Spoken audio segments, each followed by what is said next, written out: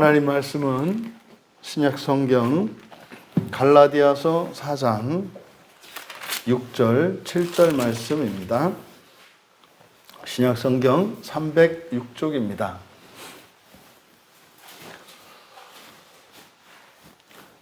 우리 같이 한 목소리로 함께 읽겠습니다.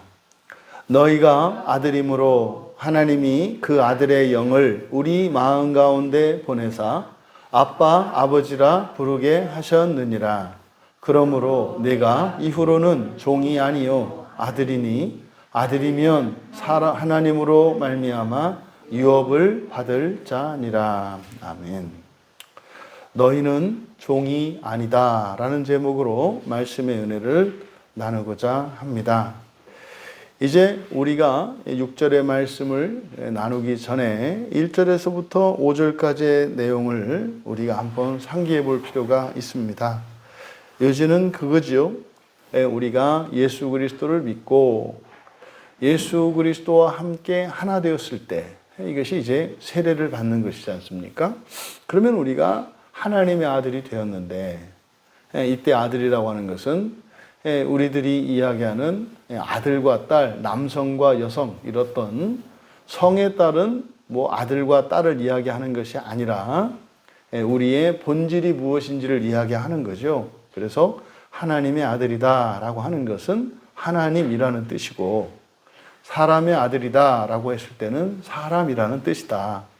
그럼 우리가 예수 그리스도를 믿고 세례를 받았을 때 우리가 예수 그리스도와 한 몸이 되어서 이제 합해지는 것을 의미하는데 우리의 현재의 존재의 상태가 긴장 상태죠.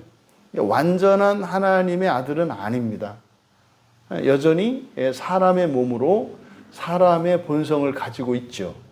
그런데 우리가 예수 그리스도 안으로 이렇게 침례되어지는 순간, 예수 그리스도 안으로 합하여 순간 우리들의 정체성은 분명히 하나님의 아들이신 예수 그리스도와 동일한 존재가 되었단 말이에요. 그러니까 우리에게는 보여지는 하나님의 광채가 있고 여전히 우리 안에는 인성이 가지고 있는 이런 죄성과 어둠이 있는 존재. 그래서 마치 우리가 이제 예수님 몸 안에 있는 암세포와 같은 존재. 우리가 예수님 몸에 있는 암 같은 거예요. 그래서 예수님의 몸을 끊임없이 공격하고 아프게 하는. 근데 예수님의 몸을 공격하고 아프게 하는 게 우리가 무슨 잔인하고 악한 짓을 하는 게 아니라 그저 우리가 욕심이 많고 나밖에 몰라서 그저 주님의 몸을 생각하지 않고 그저 나만 무한 증식하려고 하는 게 이 욕심이잖아요. 그칠 줄 모르는 이 욕심. 그것 때문에 주님의 몸된 교회를 힘들게 하는 거죠. 이것이 우리의 실존입니다. 그러면 우리에게는 분명히 이렇게 사람의 자식, 여전히 죄 가운데 있다라고 하는 것은 도덕적이거나 또 법적이거나 이렇게 관습적인 그런 어떤 폐륜이나 불법이나 부도덕함만을 의미하는 것이 아니다.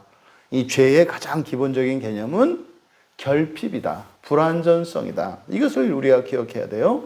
그러니까 우리가 인성을 가지고 있다라고 하는 것은 이런 결핍과 불완전한 존재로서 이런 불완전성을 가지고 있는 존재라는 거예요. 그러함에도 불구하고 우리가 예수를 믿고 예수 안에서 이제 예수 안으로 하나 되었으니 우리에게는 또한 그 하나님의 아들됨, 그것은 신성이겠지만 그것을 우리가 구별하기 위해서 완전한 하나님의 아들이신 예수와 우리를 구별하기 위해서 또 그냥 완전한 사람이기만 한 일반 사람들과는 또 구별하기 위해서. 근데 우리가 사용하는 용어가 이제 영성이라는 말을 쓴다. 이거는 우리가 약속된 말이에요. 이 영성이라는 말은. 그러니까 하나님의 아들이면서 또 그렇다고 해서 온전하지는 못한 상태. 이것을 영성으로 나타낸다. 이게 우리잖아요. 그건 무슨 말이냐면 이런 거죠. 여러분에게 날개가 이제 생긴 거예요. 그래서 그런 거죠. 닭 같은 거죠. 닭이 훨훨훨 날아다니지는 못해요. 동으로 서로 남으로 북으로 이렇게 날아가지는 못해요. 근데 어떻게 해요? 이렇게 딱 던져주면은 꼬꼬댁하고 몇 번 날개짓 하면서 이게 하늘을 날 수는 있어요. 날 수는 있다 이 말이죠. 뭐 닭은 좀 그런가요? 그냥 새끼 독수리로 하자고요. 이왕에 좀 폼 나는 거.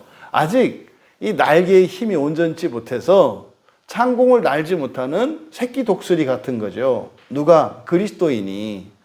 그러면 이 새끼 독수리가 가만히 있다가 어느 날 뭐 주민등록증이 딱 나오고 나면 그때부터 확 하늘 날아오르는 게 아니라 사실은요, 이 새끼 독수리가 창공을 훨훨 나르기까지는 무한한 날개짓의 반복이 있어요.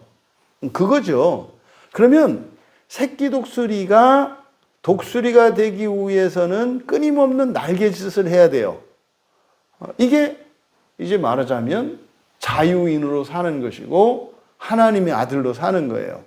그런데 그 날개짓을 하는 것이 여간 힘들지 않지 않습니까? 뭐 가끔 뭐 하는 거야. 뭐 폼도 나고 좋겠습니다만. 그리고 그 날개짓 타야 되는 이 아기 독수리가, 이 새끼 독수리가 있는 것이 닭장이란 말이에요. 그 닭장에서 괜히 날개짓 했다가는 그 큰 수탉들한테 쪼이기 일쑤고 발톱에 핥히기 일쑤란 말이에요. 그러니까 사실 닭장에 갇혀있는 이 새끼 독수리의 신상에는 그냥 한쪽 구석에 박혀서 얌전히 있다가 주는 사료라 먹고 피둥피둥 살찌다가 때 되면은 그냥 후라이가 되는 게 낫죠. 뭐 거의 그래요. 하루하루 살아가는 거. 근데요, 그 가운데서, 그 닭장 가운데서 이 새끼 독수리가 그렇게 날개짓을 할 것이냐, 아니면 닭인 것처럼 조용히 지내면서 주는 사료나 먹고 살아야 할 것이냐, 이 선택의 기로에서 바울 사도는 1절에서 5절에 걸쳐서 보통 성도들이 어떻게 한다는 거예요? 닭처럼, 닭처럼. 하나님의 아들임에도 불구하고 여전히 종 노릇을 하면 종처럼, 그러니까 닭처럼 살려고 한다 이 말이에요. 그것도 뭐 그냥 보통 닭입니까? 또 모범 답이 되려고 또 막 이렇게 하잖아요. 독수리인데 말이에요. 뭐 울음소리도 또 흉내내가지고 말이죠. 모창까지서 닭의 그 모창까지서 독수리인데 뭐 꼬꼬댁 소리도 내고 말이죠. 완벽한 이렇게 닭이 되려고 노력하는, 이게 당시의 갈라디아 교회의 교인들의 형편이에요. 근데 이것은 오늘날도 다르지 않아요. 열심히 하나님께 은혜를 받아서 뭐 하려고 그래요? 꼬꼬댁 하려고 한다 이 말이죠. 그 새끼 독수리와 같은 그리스도인이 하나님께 기도하는 거예요. 하나님 은혜를 주십시오. 그래서 그래, 어떤 은혜를 주자. 힘도 주시고 능력도 주십시오. 그래, 너에게 어떤 힘과 어떤 능력을 주자. 수탉과 같이 딱 수탉처럼 우렁차게 울 수 있는 울대를 주시고, 또 그 수탉의 그 멋진 닭 벼슬을 주셔서 저도 좀 폼나게 해주시고, 뭐 이렇게 기도를 하는 거죠.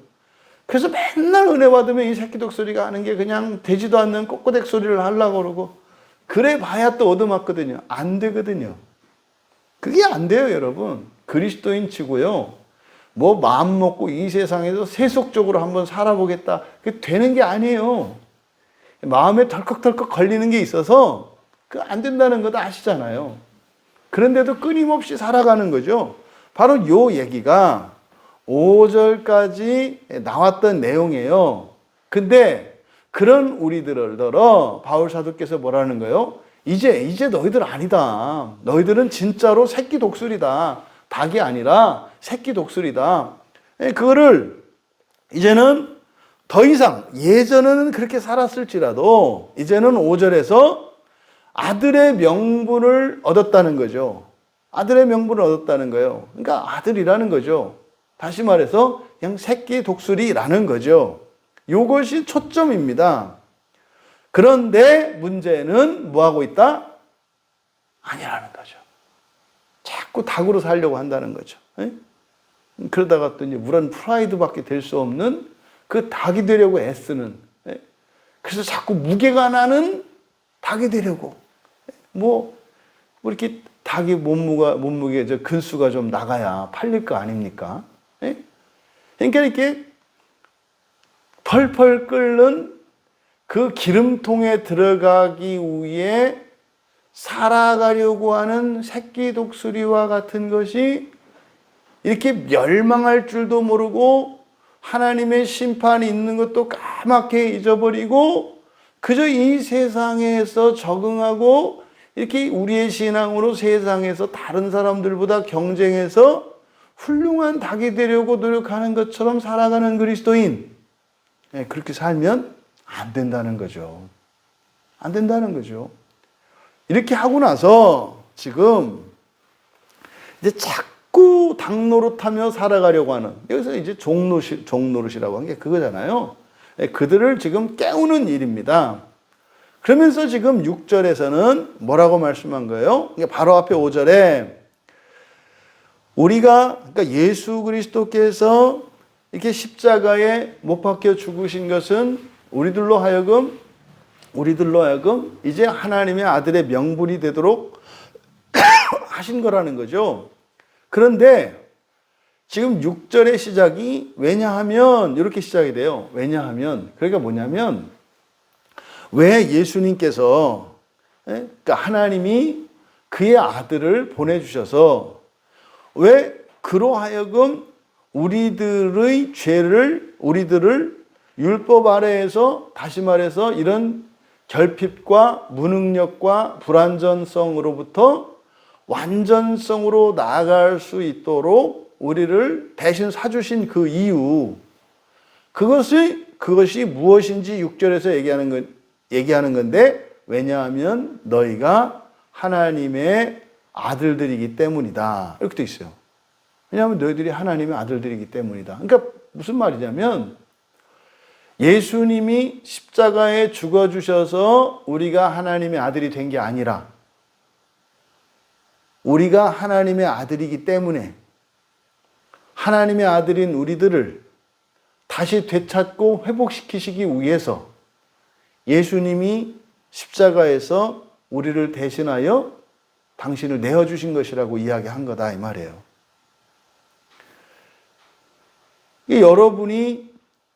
여러분의 자녀 가운데 또 여러분이 사랑하는 누군가가 아주 심각한 어려움과 고난에 처했을 때 여러분들이 살신성인 하잖아요. 그죠?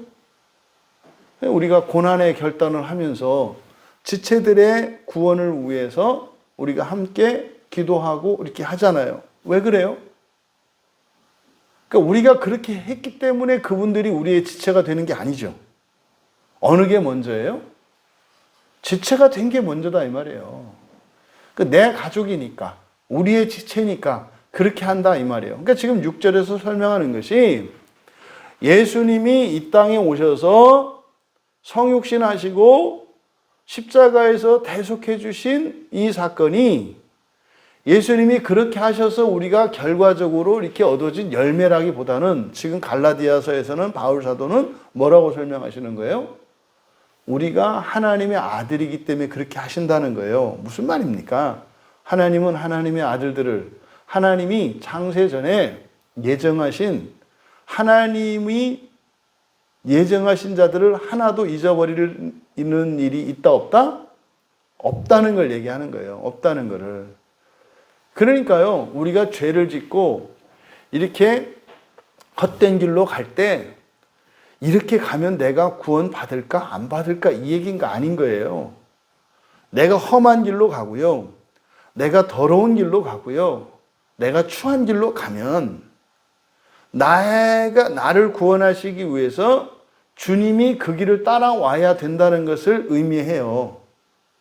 근데 이것이 어떤 사람에게는 그런 길을 가지 말아야 되겠다라고 하는 결심이 생기기도 하고, 어떤 사람에게는 담대하게 가게 되는 말도 안 되는 이유가 되기도 해요. 무슨 말이냐면 여러분이 누군가에게 끊임없이 호의와 친절을 베풀면 그것 때문에 그 사람이 이제는 누구의 도움을 필요로 하지 않고 오히려 도움을 주는 사람이 되는 기회가 될 수도 있고, 반대로 그 사람의 인생이 망가지는 이유가 되기도 한다 이 말이에요. 왜? 내가 마음대로 흥청망청해도 와서 도와줄 거니까. 그래서 그냥 흥청망청 가는 사람이 있고, 근데 어떤 사람은 그렇게 한 번, 두 번 도움을 받고 그런 사랑을 입으면 내가 또다시 잘못을 하거나 실수를 하면 나 때문에 나를 도와주시는 그 누군가가 힘들어하고 괴로워할 것이기 때문에 내가 나 생각, 내가 하고 싶은 대로 하지 않고 오히려 그 사랑의 경험이 없었더라면 할 수 없었던 결단과 인내와 노력으로 이제 자신을 바꾸는 일이 일어나기도 한다 이 말이에요. 글쎄요. 비슷한 환경 속에서 전혀 다른 두 사람이 태어나요. 뭐 태어난다기보다 그렇게 만들어져요. 이게 아주 뭐 가난하고 힘든 시기를 지냈는데 어떤 사람은 그것 때문에 절대로 자기의 자식들에게 가난을 대물림하지 않고 오히려 이게 많은 재산을 물려주게 되는 이유가 되기도 해요. 뭐가? 과거의 자신의 그 가난의 경험이. 근데 어떤 사람에게는 자식들에게 가난을 물려주는데 편하게 물려주는 이유가 된다 이 말이에요. 나도 그렇게 살았는데 그냥 뭐 때를 따라 하나님 은혜를 주셔서 그냥 뭐 굶어 죽지 않고 살더라. 너희도 그렇게 살면 돼. 이런 말도 안 되는 두 가지 정반대되는 일이 일어난다 이 말이에요. 여러분, 정말 예수 그리스도께서 십자가에서 우리를 속량해 주신 이 사건, 우리가 죄 가운데 있을지라도 반드시 주님이 찾아오셔서 우리를 속량해 주신다는 이 놀라운 이 구원의 원리가 우리로 하여금 죄의 길을 담대하게 가게 하는 말도 안 되는 이유가 되지 않기를 바랍니다. 오히려 그것 때문에 이제 더 이상은 죄의 길을 가지 않고 주님의 그 사랑에 반응하면서 자신을 끊임없이 새롭게 변화시키면서 살아가기로 결단하고 그렇게 하나님의 은혜의 일들이 일어날 수 있는 우리 모두가 되기를 바랍니다. 너희가 하나님의 아들이기 때문에 사실 예수님이 속량하신 거예요. 근데 뒤 이어지는 내용을 보면 또 이제 놀라운 말씀을 하는데 사실 바울 사도께서 앞에서 하셨던 말씀을 우리가 기억을 해야 돼요. 앞에 3장 26절에 보시면 3장 26절에서 너희들이 하나님의 아들이 되었다 그랬잖아요. 너희들이 하나님의 아들이 되었다. 이게 이제 사실 광야교회에서 전하는 또 성경에서 우리에게 주신 복음의 핵심이에요. 뭐예요?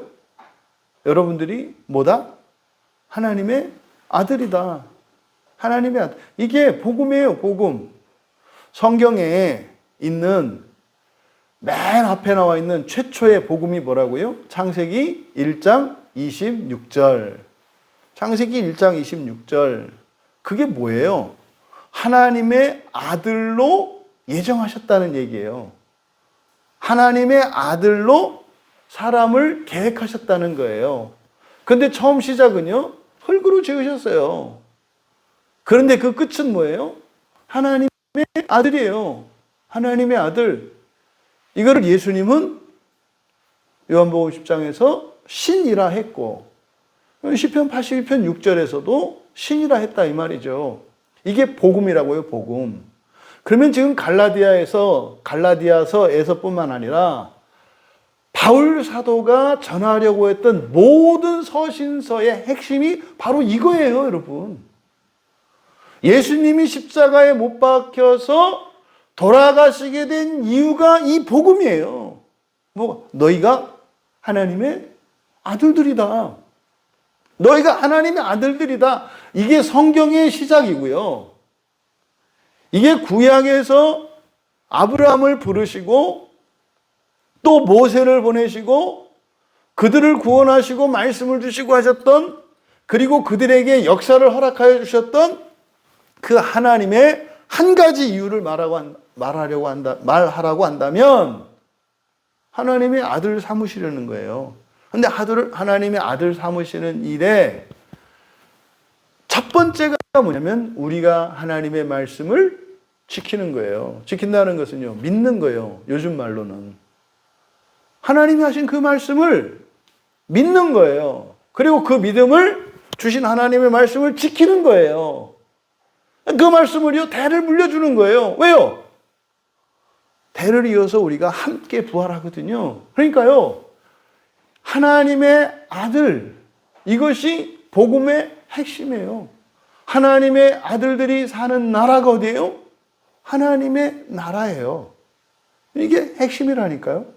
그러니까 지금 앞에 3장 26절과 3장 26절에 지금 우리말 성경이 번역이 잘못되었다 그랬잖아요. 우리말 성경에는 다 믿음으로 말미암아 그리스도 예수 안에서 하나님의 아들이 되었다 이렇게 되었지만 이걸 직역하면 어떻게 된다 그랬어요? 이 믿음이라는 게 그리스도 예수 안에 있는 믿음 그랬잖아요. 너희가 다 그리스도 예수 안에 있는 믿음으로 말미암아 하나님의 아들들이기 때문이다. 이렇게 된 거죠. 왜? 이게 더 이상 뭐 옛날 성경에는 몽학선생, 여기는 초등교사 아래 있지 않은 이유잖아요. 왜요? 하나님의 아들이 되었기 때문에 율법에 매여서 절절 매는 이것이 아니라 오히려 그것을 능가하는 삶을 살아갈 수 있다. 이게 3장 26절이란 말이에요. 근데 어떻게 하나님의 아들이 되느냐? 그걸 설명한 게 27절이란 말이에요. 예수 그리스도 안으로 침례되면, 그렇죠? 예수 그리스도 안으로 침례된 자. 그럼 우리가 예수님 몸속으로 이렇게 쑥 들어가는 거예요.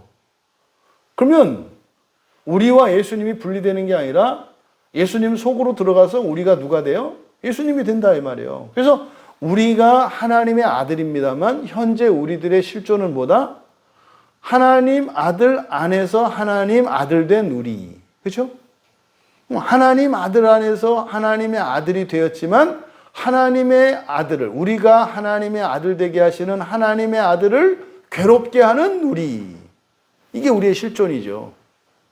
바로 이게 바울이 기록한 모든 편지의 핵심이에요.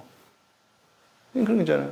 왜 너희들은 너희를 사랑하고 아끼는 부모를 그렇게 괴롭게 하면서 너희들을 그렇게 망가뜨리는 네 친구들만 위하는가? 뭐 이게 부모들이 하는 말. 뭐 이런 얘기 들으면 부모들의 마음 위로가 돼야 돼요. 맞아. 이렇게 해야 되는 거죠. 이런 거죠, 이런 거.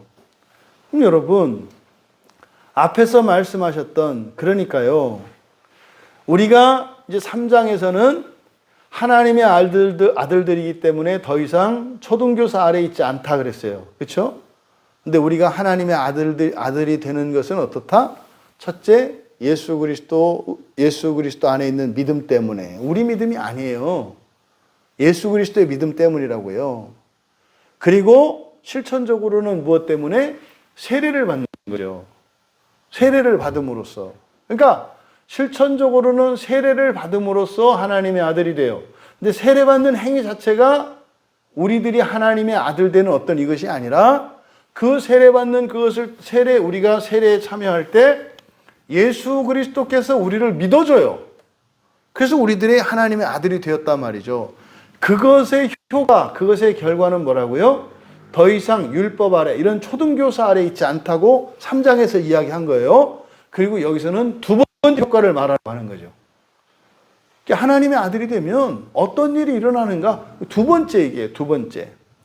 그러면 실제로 이 하나님의 아들이라고 하는 이 표현은 뭐 여기에서뿐만 아니라 구약 성경에서도 드물게나마 사용이 돼요. 근데 못 알아듣죠. 그러니까 실제로 출애굽기 4장 22절에서도 모세를 통해서 여호와 하나님께 바로에게 먼저 알려줘요. 바로에게. 뭐라고? 이스라엘은 내 아들이라고. 근데 문제는 이렇게 이스라엘 내 아들이야. 그러면 그 말을 들을 때 뭐라고 생각해요? 뭐 그냥 하나님 믿는 사람 뭐 이렇게 받아들이는 거예요. 오늘날 우리 그리스도인도 그렇잖아요. 그리스도인도 여러분이 하나님의 아들입니다. 그러면 이제 뭐라 그래요? 그냥 교회 다니는 사람, 그리스도인 이렇게 이해하잖아요. 근데 그때나 지금이나 다르지 않은 거예요. 근데 이제 우리는 알잖아요.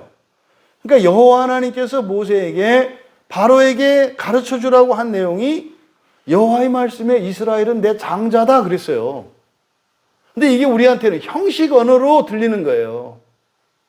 나를 섬기는 종들이야. 종이 아니라니까요. 장자라고 했다니까요. 여기서 우리가 얻을 수 있는 단서, 이스라엘만 내 아들이다 그런 게 아니에요.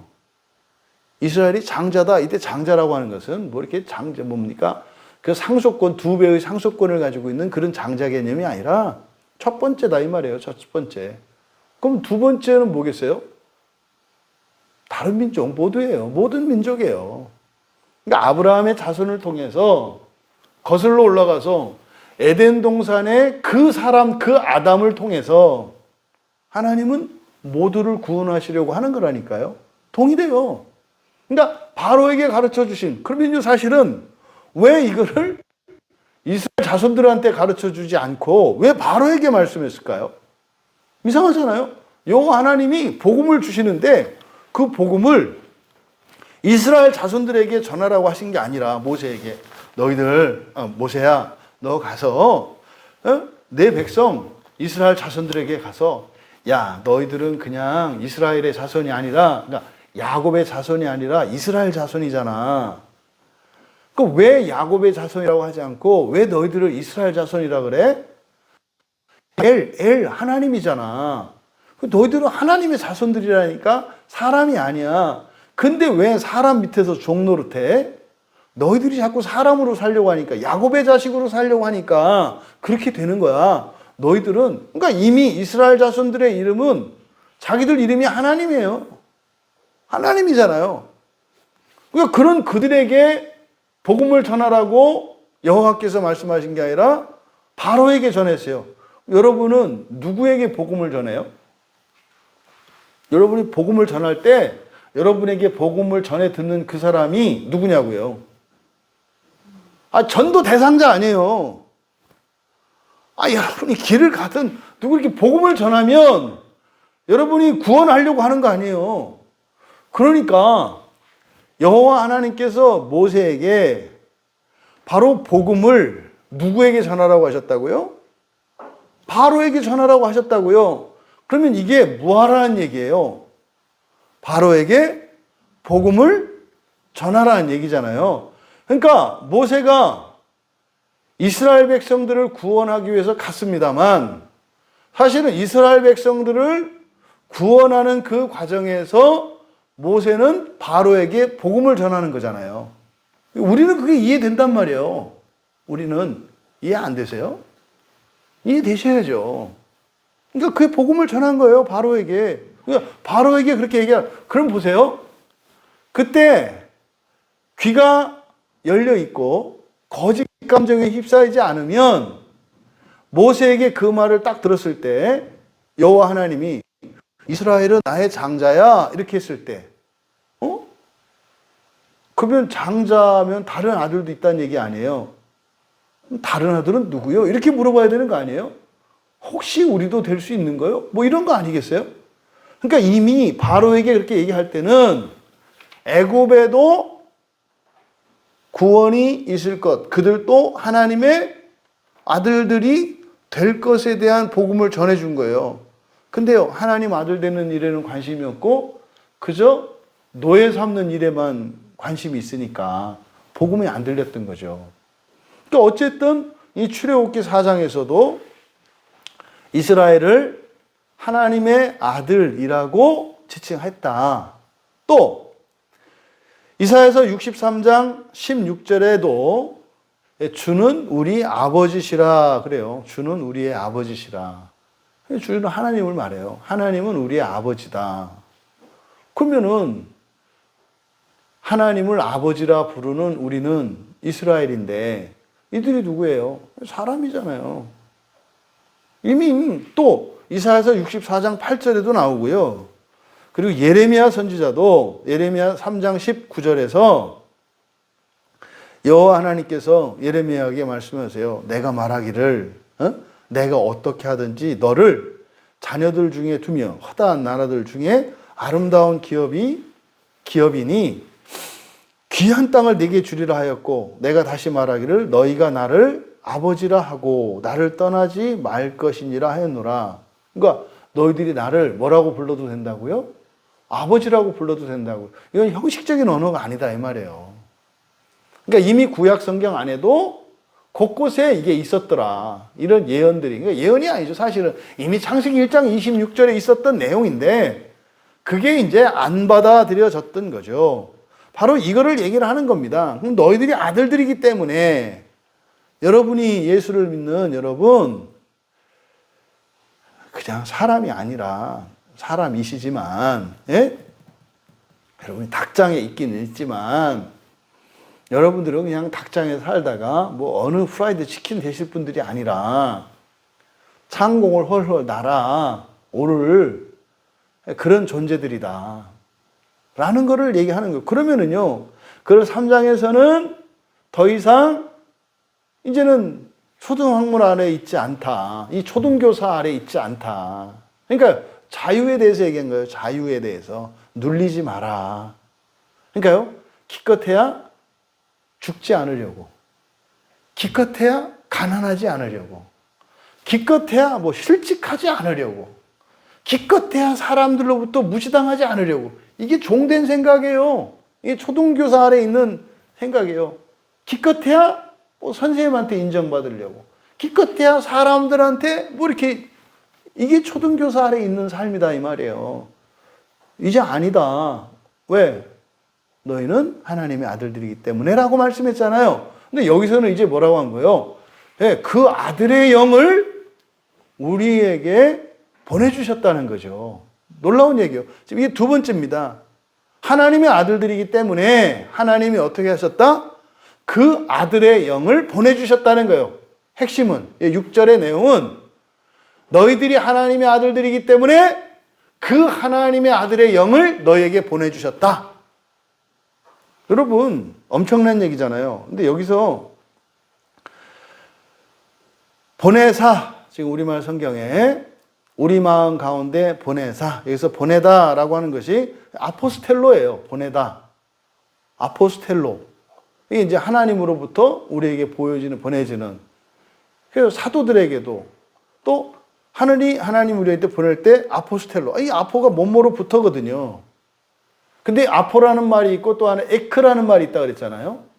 아포라는 말은 기원, 어디에서부터 왔는지를 가르쳐 주는 말이고 에크라는 말은 출발지와 도착지를 나타내는 말이라 그랬잖아요. 근데 여기는 아포스텔로 앞에다가 에크라는 말을 또 붙였어요. 그러니까 에크라는 말을 붙였을 때는 무엇 때문에 그래요? 누구에게, 어디에를 강조하기 위해서 에크라는 말을 붙이는 거예요. 그러니까 여기서 6절에서 하나님이 보내셨다 그랬잖아요.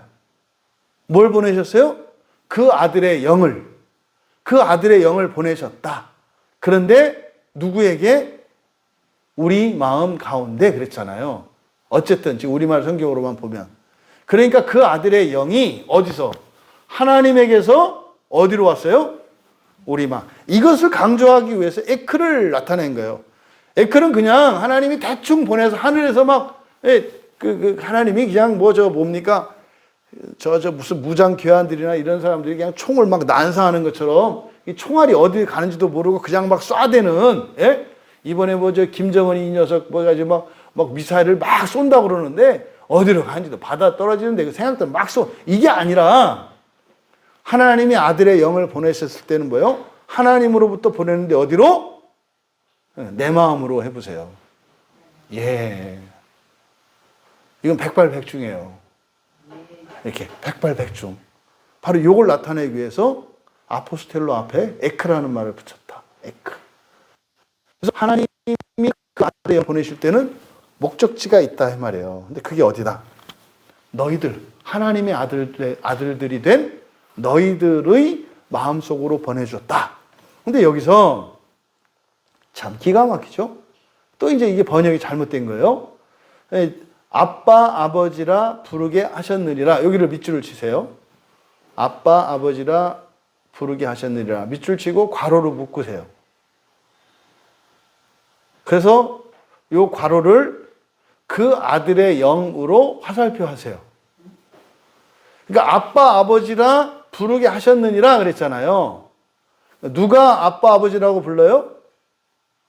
우리말 성경에 따르면 너희가, 그죠? 이게 이제 지금까지 이제 우리가 그렇게 알았던 거잖아요. 뭐 저도 그랬고. 근데 이제 원문을 보니까 그게 아니라 아빠, 아버지라 부르는 게 너희가 아니에요. 너희는 2인칭 복수잖아요. 근데 여기서 아빠, 아버지라고 부르는 게 너희가 아니고요. 그 아들의 영이에요. 그 아들의 영. 그러니까 이렇게 괄호치고 밑줄 치고 괄호치고 화살표로 연결하세요 그랬잖아요. 그러니까 아빠, 아버지라 부르는 이렇게 되는 거예요. 아빠, 아버지라 부르는 그 아들의 영을 이해되시죠? 아빠, 아버지라 부르는 그 아들의 영을 우리 마음에 보내주셨다. 이렇게 된 거예요, 이게. 그러니까 맨날 여러분 맨날 아빠, 아버지라고 부르시죠. 이렇게 마음에도 없는 아빠, 아버지. 이렇게 돈만 주면 뭐 누구한테라도 아빠, 아버지라고 할 수 있는 그런 이상한 그리스도인들이 만들어진 거죠. 여러분 하나님을 아빠라고 부를 수 있어요? 있죠. 뭘 못해. 그 연기자들인데 우리는 뛰어난 연기자들인데 뭐 아빠뿐이야? 뭐 삼촌이라고도 하고 오빠라고도 할 수 있죠. 뭐 할아버지라고도 할 수도 있고 그죠? 그러니까 이게 그게 아닌 거예요. 우리가 부활에 대해서도 얘기했습니다만 부활은 잘 믿어지는 게 아니다. 아니다. 그렇게 되는 게 아니다. 예수님하고 3년을 동고동락하면서 기적을 보고 심지어는 죽었다가 살아나셨는데도 이게 믿어지는 게 아니에요. 왜요? 모르는 거니까. 뭐 알아야 믿지. 근데 알려면 지성이 열려야 되잖아요. 또 지성이 열리려면 믿음이 있어야 되잖아요. 그러면 말도 안 되잖아요. 믿을 수 없대. 믿어야 지성이 열린대. 지성이 열려야 안돼. 모르잖아요. 그 믿음은 누구의 믿음이에요? 하나님의 믿음이지. 하나님의 믿음으로 지성이 여러분이 반짝 열리는 걸 경험할 때가 기도할 때나 생활하다가 갑자기 놀라운 생각이 났을 때예요. 그거 적어놔야 된다 그랬잖아요. 좋은 생각이 있었는데 기억이 안 나잖아요, 평생. 그때, 내가 그 말이 진짜 막, 나도 감탄했는데, 이제 기도 끝나고 쓰려고 했는데 끝나고 나서 뭐 뭔가 있었던 거는 아닌데 이게 안 나오잖아요. 그게 왜? 그게 지성이 딱 열릴 때. 지성이 열릴 때. 그걸 가지고 이제 막 운명, 합창 뭐 이런 거 내지는 뭐 뛰어난 예술품 막 천지창조 이런 게 막 생기는 거예요. 여러분들의 지성이 열릴 때 그때 나오는 그거를 기록하게. 기도하다가도 그런 거 나오면 어떻게 해라? 빨리 메모부터 해라. 메모부터. 잊어버리니까. 그러니까 하나님의 믿음으로 우리의 지성이 먼저 열려요. 그러면서 문득 무언가를 봐요. 문득 뭔가를 봐요. 근데 그거를 딱 잡아서 내 것으로 만드는 사람들이 있는가 하면 있잖아요. 바울이 하늘에서 주님의 음성이 들렸을 때 다른 사람들은 천둥 소리처럼 들려요. 예수님이 물에서 나왔을 때 천둥처럼 들리잖아요. 예수님한테 들리잖아요. 그 차이가 뭐예요? 누수가 열렸느냐 열리지 않았느냐예요. 설교 때도 동일해요. 여러분들도 여러분 누수가 열릴 때가 있고 닫힐 때가 있잖아요. 열심히 목사님이 하긴 한다면서도 나하고는 상관이 없다 이럴 때가 꽉 닫혔을 때가 있고 또 여러분이 확 열렸을 때는 다 내 얘기하고 막 그냥 은혜가 되고 뭐 이럴 때 있잖아요. 네? 그렇잖아요. 교회에서 설교 들 때는 하나도 못 알아듣는데 집에서 들으니까 우리 목사님이 설교를 참 은혜롭게 하긴 했네. 뭐 이렇게 하잖아요. 그러니까 여기서 닫혔다가 거기서 열리고 또 여기서 열렸다가 닫히기도 하지. 뭐 이런 거죠, 이런 거. 그러니까 우리의 누수가 일단 열리는 것은 누구의 믿음이구나? 하나님의 믿음이구나. 그 다음에 우리의 믿음으로 누수를 열게 해주시는 거죠. 그러면 그것이 내 것이 되는 거죠. 이렇게 하면서 구원의 진전이 일어나는 거예요. 그러면 어쨌든 아빠, 아버지라고 부르는 것은 우리가 아니라 누구예요? 그 아들의 영이에요. 그러니까 그 아들의 영이 아빠, 아버지라고 불러. 근데 우리 육체는 어색해. 말이 안 띄어져. 그러세요? 우리의 우리 안에 있는 그 아들의 영으로부터 말을 배워야 돼. 아빠를 배워야 한다 이 말이에요. 아빠. 사람의 말은 엄마 아빠한테 배우고 사람들한테 배우잖아요. 그렇죠? 근데요. 하나님의 언어는 누구한테 배워야 돼요? 하나님으로부터 배워야 되잖아요. 그러니까 우리 안에 계시는 성령께서 우리가 사용하는 언어로 아람어와 헬라어로 아빠와 아버지를 이렇게 썼지만 여기서 의미하는 아빠, 아버지라고 하는 것은 성령의 언어, 하나님의 언어를 말하는 거죠. 하나님의 단순한 호칭이 아니라 하나님의 언어를 말하는 거죠. 그러니까 하나님의 언어를 말씀하시는 그 아들의 영을 우리에게 보내주셨어. 그럼 우리도 그 하나님의 언어를 배우지 않겠어요?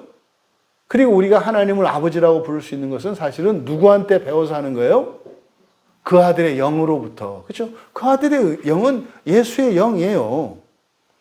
그러면 여기서 그 아들의 영, 이게 이제 로마서 8장에 이 영과 관련된 이런 가르침이 많이 들어있죠. 그래서 이 로마서 8장은 사실 성령에 관련된 상당히 중요한 본문이거든요. 그래서 로마서 8장 15절에 양자의 영, 그렇죠? 양자의 영. 왜 양자의 영이라고 할까요? 저는 예전에 그렇게 설명을 했어요. 여러분들이 친자식은 아니고 양자잖아요. 그렇잖아요. 친자식은 어떻게 하는 거예요? 직접 낳는 거고.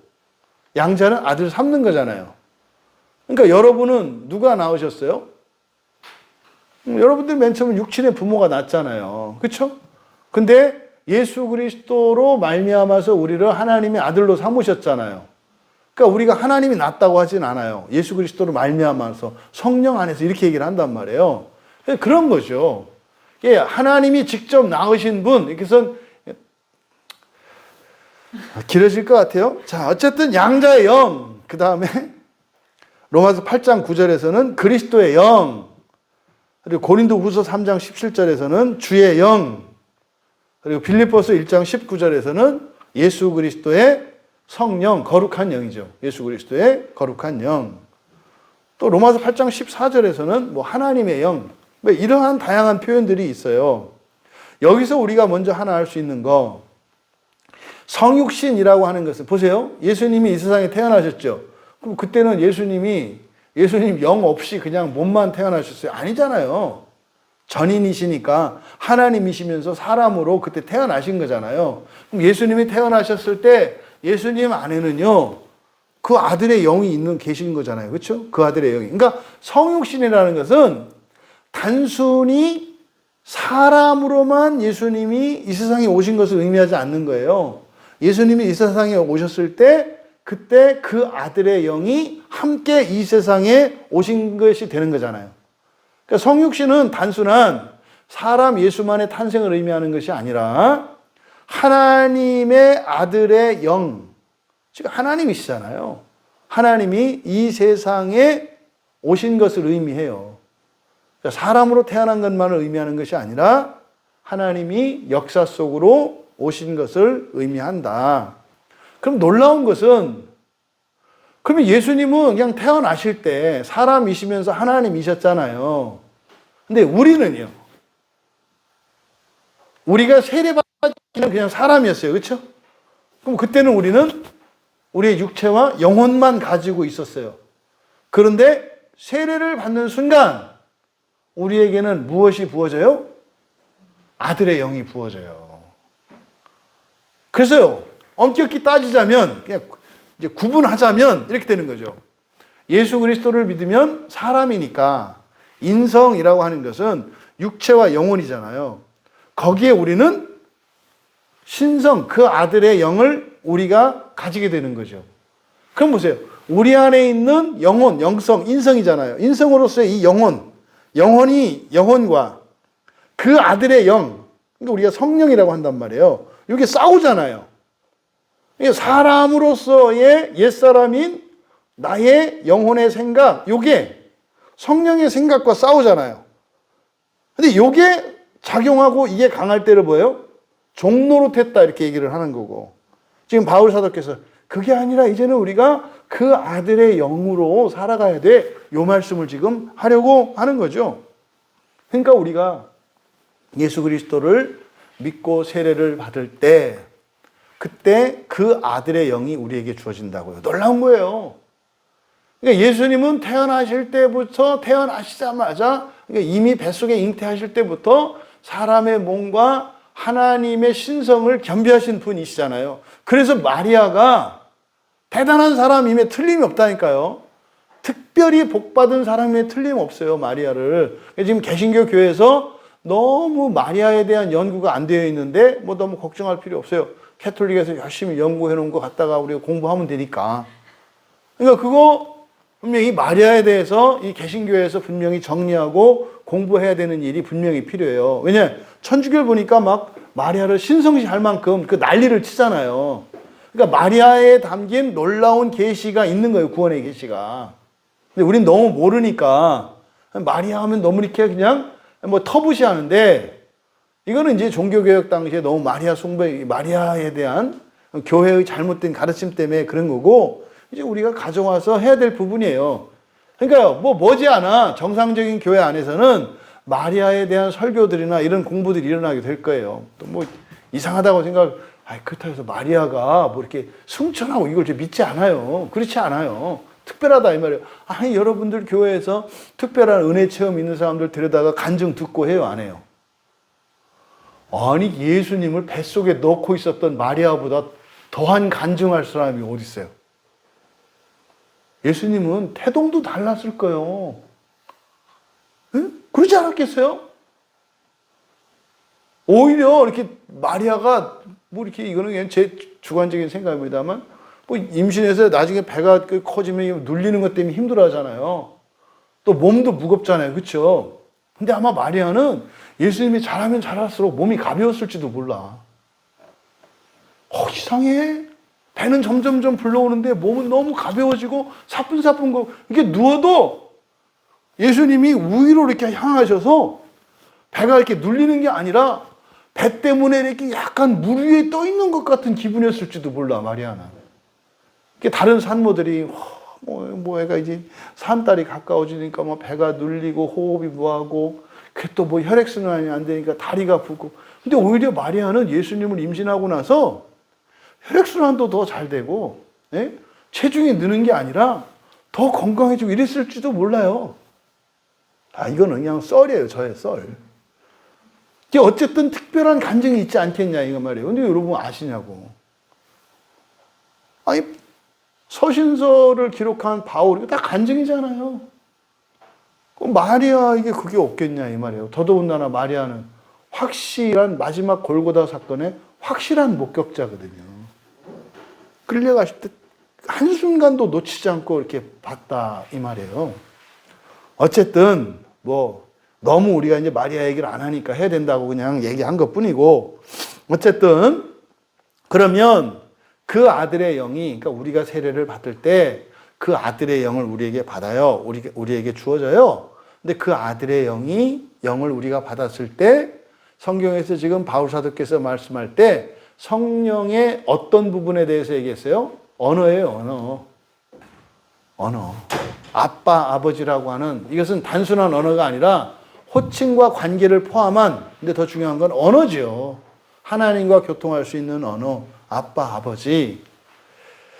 그 영을 어디로? 하나님이 우리 마음 속으로, 여기서 마음 까르디아거든요. 이 까르디아인데 우리가 앞에 에베소서 4장 23절 마음 기행할 때 배우셨죠. 영혼의 좌소는 어디다? 그러니까 넓게는 우리의 마음이야. 좀 더 구체적으로는 지성이야. 영혼이. 그러니까 그 아들의 영이 우리의 지성 속에 있어서, 그렇죠? 그래서 그 아들의 영으로 해서 에베소 4장 23절을 직역하면 어떻게 된다 그랬어요? 너희 지성의 영혼으로 새롭게 되어예요. 너희 지성의 영혼으로 새롭게 되어. 그때 영혼 할 때 이 영혼은 우리의 영혼뿐만이 아니라 이게 그 아들의 영과 함께 포함해서 하는 말이구나. 사람의 영혼과 그 아들의 영을 포함해서 한 말이었구나라는 것을 우리가 알 수 있는 거예요. 그러니까 사람이 이제 새롭게 되는 거, 본성이 변화되는 거 누구의 작용이라고요? 성령의 작용이라고 배우잖아요. 근데 성령의 작용에 거스르는 게 우리의 옛사람의 영혼, 옛사람, 옛 본성이잖아요. 이렇게 하면서 좀 더 구체적으로 알아가게 되는 거죠.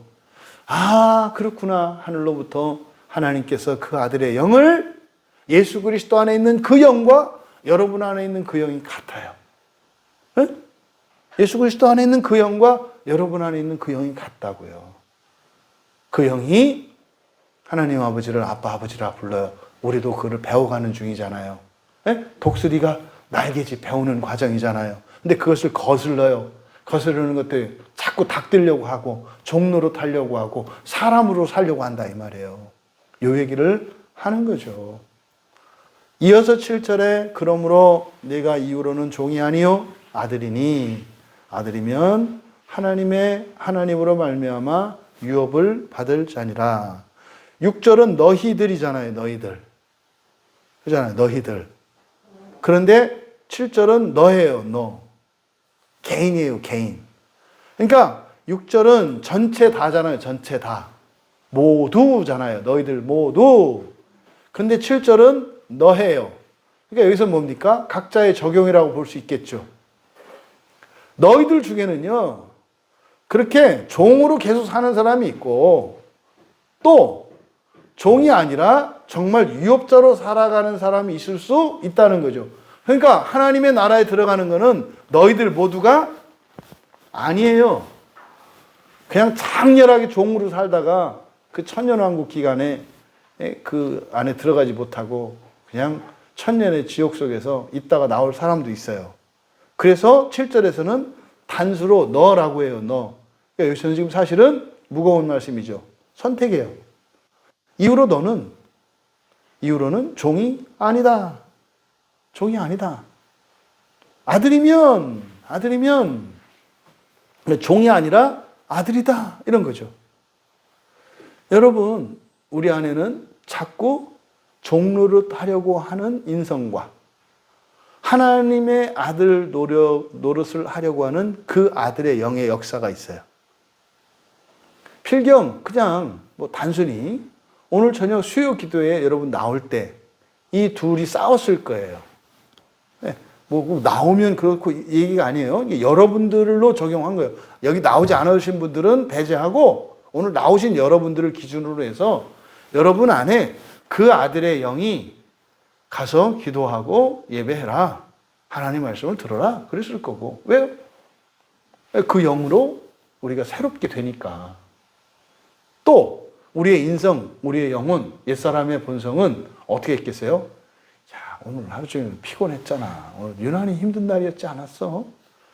오늘 하루는 좀 쉬어도 되지 않겠어? 하는 욕이 있었다 이 말이에요. 근데요? 이럴 수도 있고 저럴 수도 있어요. 그러면 그렇게 안 하면 안 되나요? 아, 그거 아니라 그랬잖아요. 그죠? 그래서 너로 얘기한 거예요. 너는 더 이상 종이 아니라 아들이다. 여러분에게 하시는 말씀이죠. 너희들 여기 나온 거 보니까 종이 아니네. 하나님의 아들이네. 라고 말씀한 거죠. 여기서요. 하나님의 아들이면 신이잖아요. 신. 그렇잖아요? 그러면 여러분 종노릇 하는 것 때문에 이게 뭡니까? 여러분들이 열등감을 갖고 또 자책하고 또 사람답게 살아야 한다고 하는 그렇지 못한 나는 이거 문제고 이것도 문제고 이게 없고 저게 원래 그런 거요. 닭장에 살 때는 그런 거라고. 체중 미달 수도 있고 힘이 없을 수도 있고 발톱에 채일 수도 있고 어떤 밥도 못 먹을 때도 있고 그런 거예요. 원래 그런 거예요. 원래. 응? 닭장 사는 동안은 어차피 그럴 수밖에 없어. 에? 안 그랬던 날은 하나님의 특별한 은혜가 있었던 거지. 응? 그러니까 그거 가지고 뭐 이렇게 따지지 말고. 근데요, 그게 자꾸 종로로 타는 거예요. 사람들 앞에서 열등감을 갖고 내가 죽일 년입니다. 알아. 그 얘기 안 해도 된다니까. 그런 얘기를 왜 해요? 그게 아니라 우리는 무엇을 위해서 살아야 되는 거예요? 하나님의 아들 되기 위해서 살라는 거예요. 하나님의 아들 되기 위해서 종으로 살던 사람들인데 종로로 타는 것 같고 뭐라고 하시겠어요? 원래 그런 거지. 하나님의 관심은 날개짓에 있다 이 말이에요. 날개짓에 있다. 그러니까 너는 더 이상 종이 아니라 아들이잖아. 너는 이제 더 이상 이 세상 사람이 아니라 예수를 믿고 하나님의 자녀가 됐잖아. 그러면 네가 마음을 써야 되는 것은 하나님 자녀 되는 거야. 그 날개짓이야. 그죠? 주일이 되면 날개짓 하러 교회 나오는 거예요. 저는 안 그래요. 저는 여기서 날개짓 하는 거고, 여러분은 거기 앉아서 날개짓 하는 거고, 그거지. 다만, 우리 안에 계시는 그 영이 우리로 하여금 우리의 날개가 자라게 하시고, 힘있게 하시고, 그럼 우리는 어떻게 하자는 거예요? 다 함께 날자는 거잖아요. 그죠? 한 사람도 빠짐없이 다 함께 날자는 거잖아요. 어디서? 광야에서 다 함께 사다리 밟고 올라가지 말고, 우리는 날아오르자, 이거 날아오르자. 이거잖아요. 이게 우리 광야교회가 지향하는 거 아닙니까? 만일 아들이라면 하나님으로 말미암아, 그래서 하나님은 신이죠, 신. 신으로 말미암아 상속자다. 이게 무슨 말이에요? 사람이 아니기 때문에, 신이기 때문에 이런 뜻이잖아요. 신이기 때문에 그 나라의 상속자가 되는 거다.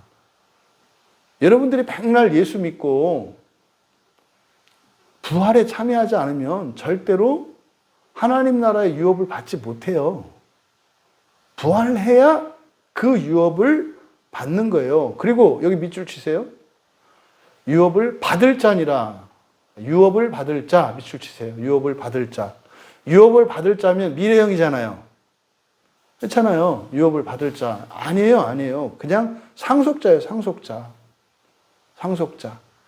다만 상속은, 우리가 받을 상속은 이 세상에 속한 게 아니잖아요. 그러니까 안 받는 것 뿐이지. 지금 여러분, 여기서 1,000억 받을래요? 하나님 나라에서, 하나님 나라 별 몇 개 받을래요? 별 몇 개 하니까 뉘앙스가 이상하네. 진짜 별 나라. 그거 받아야 되잖아요. 그죠? 지금 아직 하나님의 나라가 오지 않았기 때문에 그런 거지. 마치 여러분이 그걸 받을 수도 있고, 이런 의미가 아니다, 이 말이에요. 그래서 이거를, 그러니까 해석이 잘 안 되니까 유업을 받을 자 그런 거예요. 왜요? 이렇게 기도해서 돈이 생길 때도 있고, 안 생길 때도 있고, 병 들었을 때 기도하면 병이 고쳐지기도 하고, 안 고쳐지기도 하거든요. 그러니까 미래형으로 만들어 놓는 거예요. 유업을 받을 자니라. 이때 유업에는 지상적이고 물질적이고 현세적인 개념이 들어있는 거죠. 그러니까 이게 정확하게 상속자라고는 못하는 거예요. 왜? 안 되는 건 아니지만 또 꼭 되는 것도 아니니까. 그래서 어떻게 해요? 지금 안 되더라도 어떻게 할 거다? 언젠간 될 거야. 언젠간 되겠지? 유업을 받을 자니라. 아니죠. 그냥 상속자. 그런데 아직 그 나라가 오지 않았잖아요. 근데 사람들이 자꾸 어떻게 해요? 여기서 달라는 거 아니에요. 이거 좀 바꿔서 쓸 수 없어요? 어디 환전상 없어요? 그런 거잖아요. 누가 좀 이렇게 하늘나라 이거 딱지인데 이거 사실 분 없어요? 헐값에 드릴게. 이런 거 아니에요? 아니죠. 상속자다. 7절을 그대로 사역하면 이렇게 돼요. 그래서 그러므로나 그래서나 너는 더 이상 종이 아니라 아들이다. 만일 아들이라면 신으로 말미암아 상속자다. 이때 신으로 말미암아, 하나님의 아들은 신이니까 하나님 나라의 상속자야 이 말이에요. 그러면 7절에 의미하는 바는 뭐예요? 여러분이 예수를 믿었는데도 계속 사람으로 살려고 한다면 그 나라가 와도 여러분이 그 상속을 받을 수 있다 없다? 없다는 거예요. 그러면 물어볼게요. 여러분은 어떤 상속을, 어떤 복을 받고 싶으냐는 거예요. 여러분, 우선순위 문제라고 그랬죠? 하나님의 유업을 상속받기로 소원하고 결단하시는 여러분 되시기 바라요. 그럼 이 세상에 있는 복은요, 하나님이 알아서 주실 거예요. 유익한 거면, 유익한 때면 주실 거고요. 해로운 거면 하나님이 늦추실 거예요. 이건 하나님께 맡기세요. 하나님께. 때 되면 밥 먹으라고 할 거고요. 때 되면 놀러 가라고 할 거고요. 때 되면 자라고 할 거예요. 그거 신경 쓸 거 없어요. 우리는 뭐 하면 돼요? 하나님 나라의 유업을 받기로 결단하고 소원을 품고 살라는 거예요. 이게 바울이 하려는 모든 서신서의 핵심이에요. 이게. 얘기를. 이거를 이렇게 했다, 저렇게 했다 했다는 이유는 뭐 안 되니까. 이 말 못 알아들으니까. 보세요, 이제 여러분. 서신서 읽어보면은 다 그 얘기라는 거를 여러분들이 읽게 돼요. 여러분, 유업을 받을 자가 아니라 확실한 상속자입니다. 근데 이것을 왜 이런 식으로 유업을 받을 자라고 했다? 이때 유업을 하나님 나라의 유업이 아니라 이 세상의 현세적이고 물질적인 복으로 이해를 했기 때문에 이게 무천년주의적인 잘못된 교리의 부작용이죠. 그런 거죠. 바울이 빌립보서 3장 14절에서 표대에 대해서 얘기한다고요. 표대를 향하여 그리스도 예수 안에서 하나님이 위에서 부르신 부름의 상을 위하여 달려가노라. 똑같은 말이잖아요. 똑같은 말이잖아요. 아, 그러네. 반드시 그날이 임해요. 또 사도행전 3장 19절에서요. 회개하고 돌이켜서 죄 없이함을 받으라. 이게 무슨 말인지 여러분은 의미가 다르죠. 죄 없이함을 받으라. 이게 무슨 죄 지은 거 벌 안 받고 이런 얘기가 아니죠. 하나님의 의에 대한 얘기죠. 회개하고 하나님의 의를 입으라는 거죠. 이렇게 하면 새롭게 되는 날이 주 앞으로부터 이를 것이다.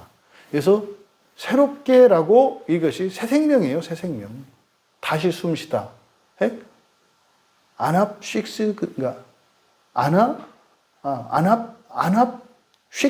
아납식소 이렇게 되거든요. 아납식소. 이게 새로운 생명이에요. 다시 숨쉬다 이런 뜻이거든요. 그러니까요. 하나님의 의를 입으면, 그러니까 하나님의 의를 입기 위해서 회개하고 돌이키라는 거예요. 그러면 어떻게 된다? 반드시 주 앞으로부터 그날이 온다. 그러니까 부활이 어떻게 돼요? 우리가 마주에서 가는 부활을 이루며 살아가는 게 있어요. 우리의 삶이. 그렇죠? 근데 이게 우리가 이루는 게 아니에요. 우리가 다 하는 게 오는 부활이 있어요. 이렇게 오는 하나님의 나라. 그러니까 오는 하나님의 나라가 와서 이렇게 우리를 이끌어 가시는 거죠. 그러니까 이게 사도행전 3장 19절에 다 그 얘기예요. 아, 오는 하나님의 나라의 유업자가 되기 위해서 살라는 거네. 근데 그게 존재론적으로는요. 하나님 되는 거예요. 하나님 되는 거. 이게 이상한 종교 그렇게 아니라 성경이 그렇다니까요. 이거를 바울은 하나님의 의라고 하죠. 사람의 의가 아니라 하나님의 의를 위해서 살아라. 하나님의 영광을 위해서 살아라.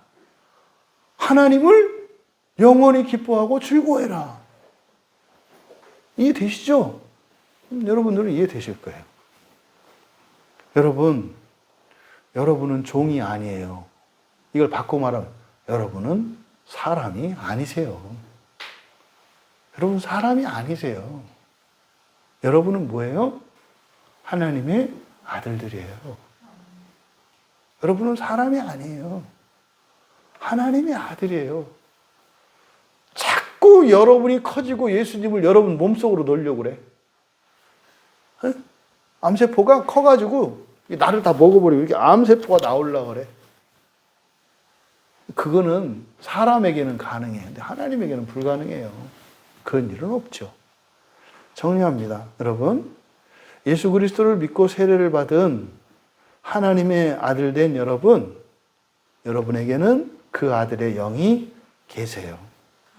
그 아들의 영이 계세요. 그 아들의 영이 요한일서 4장 14절에서는 그의 성령을 우리에게 주셨다 그래요. 그의 성령을 우리에게 주셨다. 그래서 우리가 그 안에 거하고 그 안에는 성령이고 또 그가 우리 안에 거하시는 줄을 아느니라. 그러니까 성령은 곧 그리스도의 영이니까 성령이 우리 안에 거하심으로 말미암아 우리가 예수 안에 있다는 것을 알게 해요. 또 그래서 어떻게 해요? 그가 또 우리 안에 계셔요. 성령, 그의 영으로. 그러니까 우리는 어떻다? 예수 안에, 그리고 우리 안에 예수가. 그러니까 우리는 어떻게 존재해요? 내적인 예수의 무한함과 외적인 예수의 무한하심 사이에 끼어있는 각막과 같은 존재예요. 그러니까 우리는 어디에요? 예수 안에 있어요. 예수 안에. 우리 안에도 예수로 꽉 차 있고요. 우리 밖에도 예수로 꽉 차 있어요. 근데 그 안에 우리의 영혼이, 인성이 몸부림을 치는데 그걸 한번 먹어보겠다고. 예수님하고 싸워서 한번 이겨보겠다고. 이런 일이 일어나는 거죠. 두 번째로 그의 영이 우리 안에 거하시면은요, 하나님이 반드시 죽을 몸도 살리신다 그래요. 이제 로마서 8장 11절이잖아요. 너희 안에 거하시는 그의 영으로 말미암아 너희 죽을 몸도 살리시리라. 살아나는 게 아니라 살리시는 거예요. 살리심을 받는 거예요. 이거 뭐하니? 부활에 대한 얘기죠. 부활에 대한 얘기잖아요. 그 성령이 세 번째로는 도우세요. 그냥 계시는 게 아니라 도우신다고요. 예수님이 몸으로 오셔서 제자들을 도우셨던 것처럼 이제는 그의 영으로 우리 안에 거주하시면서 우리를 도우세요. 우리를 사랑하게도 하시고 우리가 소망에 넘치게도 하세요. 로마서 5장 5절에서는 사랑이 성령으로 말미암다는 걸 가르쳐 주시고, 또 로마서 15장 13절에서는 소망이 넘치게 하는 것도 성령이시라는 걸 가르쳐 줘요. 그러니까 성령으로 말미암아 우리가 사랑을 느끼고 사랑하고 또 소망을 가지게 돼요. 믿음도 마찬가지죠. 또 로마서 8장 16절에서는 성령이 우리가 하나님의 자녀라는 것을 증언하신대요. 그러니까 우리가 하나님 자녀라는 것을 성령께서 증언하세요. 어디서? 하나님 앞에서. 아, 내가 하나님 아들인데요. 이렇게 하는 게 아니라 성령께서 증언을 해주신다 이 말이에요. 또 8장 26절, 로마서 8장 26절에서는요. 우리가 기도할 수 없을 때, 뭘 기도해야 될지 모를 때 탄식으로 우리의 피도를 따라서 간구하신다고 그래요. 기도하게도 해요. 그러니까 우리가 뭐가 필요한 게 있는데 뭐가 필요한지도 몰라. 이럴 때 우리가 하나님께 구할 수 있게 해주시는 거죠. 또 계시록 2장에 보면은 그 7교회에 대한 얘기에서 전부 뭐라 그래요? 성령께서 말씀을 하시는데 성령은요 예수를 증언하시고 진리를 가르치셔요. 그리고 말씀하세요. 말씀한다는 게 뭡니까? 진리를 깨닫게 하는 거죠. 어떻게 제가 설교를 하고 여러분이 어떻게 설교를 통해서 진리를 들어요? 성령이 하시는 일이에요. 그래서 축도할 때 마지막에 뭐예요? 우리 주 예수 그리스도의 은혜와 하나님 아버지의 사랑과 성령의 교통하심이. 본성의 변화를 믿지 않으니까요. 목사님들 축도 잘 들어보세요. 성령의 얘기하잖아요. 성령의 교통을 얘기하지 않고 성령의 뭐 무한한 능력과 막 화려한 어구들도 교통을 빼요. 성령의 가장 중요한 사역의 핵심은 뭐예요? 교통이에요, 교통. 교통 속에는 그의 신성과 영광과 무한한 영광과 그의 능력, 그리고 자비, 사랑, 믿음, 소망 모든 게 다 있는 거예요. 교통하심. 이 교통은요. 하늘에 계신 우리 주 예수 그리스도와 우리를 하나 되게 하시고 또 영원 속에서 모든 성도들과 하나 되게 하시고 그래서 축도의 마지막이 성령의 교통하심이잖아요. 이 시간에 우리가 성령의 교통하심이 없으면 설교할 수도 없고요. 제가 성경을 보고 설교 준비할 수도 없고요. 설교할 수도 없어요. 여러분이 들을 수도 없어요. 성령의 교통이 없으면. 이게 성령께서 하시는 일이죠. 여러분, 우리가 하나님 아들 되게 하신 것 예수 그리스도로 말미암습니다. 실천적으로 우리가 세례 받은 거 엄청난 거잖아요. 근데 그 이후로 성령이 그의 아들의 영이 우리 안에 계심으로 우리가 온전케 되는 그날까지 떠나지 않으시고, 그러니까 예수님이 너희와 함께 영원히 떠나지 않겠다고 한 말씀이 그 말씀인 거예요. 그의 아들의 영, 그의 영을 보내주실 거기 때문에. 예수님 어디 계세요 지금? 떠나셨잖아요. 몸은 저기 있잖아요. 근데 어떻게 우리와 함께 해요? 그의 영으로. 그러니까 성령은 그리스도의 영이에요. 그러니까 예수님은 한 번도 떠난 적이 없어요. 한 번도 떠난 적이 없어요. 예수님은 나보다 나를 더 잘 아세요. 나의 약함도 아시고 나의 자랑도 아시고 내가 인내하고 애쓴 것도 아세요. 그러세요? 절대로 예수님은 여러분의 수고를 잊지 않으세요. 여러분에 대한 칭찬과 격려와 인정을 절대로 거르지 않으세요. 또 우리의 아주 작은 연약함도 놓치지 않으세요. 완전한 하나님의 자녀로 만드실 거예요. 하지만 우리가 기억해야 되는 것은 뭐다? 우리는 종이 아니다. 종이 아닌 것은 나로 말미암는 것이 아니라 예수 그리스도와 그의 영으로 말미암는 것이고 마침내 그날이 아버지로부터 하늘로부터 내게 임할 것이다. 그 믿음으로 자꾸만 종 노릇하며 사람으로 그렇게 살게 하려는 이런 생각과 이런 것들을 이기시고 완전한 하나님의 자녀의 삶을 추구하며 그 은혜를 경험하시는 우리 모두 되시기를 주님의 이름으로 축원합니다. 같이 기도합니다. 하나님, 저는 더 이상 종이 아니기를 원합니다. 하나님, 더 이상 저는 사람만 이기를 원치 않습니다. 예수 그리스도 안에서 저를 하나님의 자녀 삼으신, 나를 신적 존재로 만드신 그 하나님의 구원의 계획과 이 놀라운 복음이 나의 복음이 되게 해주십시오. 자꾸만 사람으로서 사람들과 비교하고 이렇게 우열의식을 가지고 때로는 우월감으로 열등감으로 때로는 시기하고 미워하고 분류하고 또 이 세상에서 어떤 만족과 즐거움 이것이 아니라 그 하나님 나라의 유업을 위해서 살아가는 상속자의 삶을 살게 하옵소서. 우리 같이 기도합니다.